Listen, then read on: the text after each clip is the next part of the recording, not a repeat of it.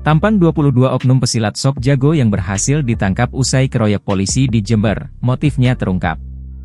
Sebanyak 22 anggota silat persaudaraan Setia Hati Terate ditangkap Polres Jember usai mengeroyok anggota polisi, Aibda Parmanto Indrajaya, Selasa, 23 Juli 2024. Diketahui, 2 orang menyerahkan diri sedangkan 20 lainnya ditangkap di rumah masing-masing. Puluhan pesilat diduga melakukan pengeroyokan kepada korban ketika bertugas di Polsek Kaliwates Jember, saat melakukan pengamanan jalur lalu lintas di Simpang 3 Transmart Jalan Hayam Buruk.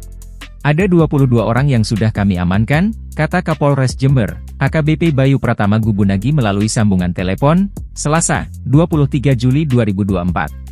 Lanjut Bayu, kejadian itu terjadi pada dini hari saat polisi melakukan patroli acara Puncak Suro Agung yang dilakukan oleh PSHT untuk menyambut anggota baru. Ia menjelaskan, penangkapan para pelaku berdasarkan keterangan korban, para saksi, dan berdasarkan CCTV di tempat kejadian perkara. Bayu menambahkan motif pengeroyokan pada korban adalah unsur kesalahpahaman.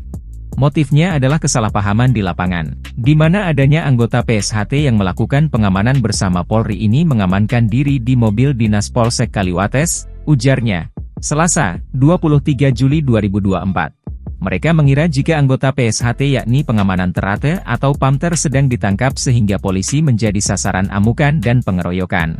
Sementara itu, Ketua PSHT Jember, Jono Wasinudin, meminta maaf karena konvoi di jalan dan pengeroyokan terhadap polisi di luar kendali organisasi. Ia juga akan membantu polisi dan bertanggung jawab atas hal tersebut.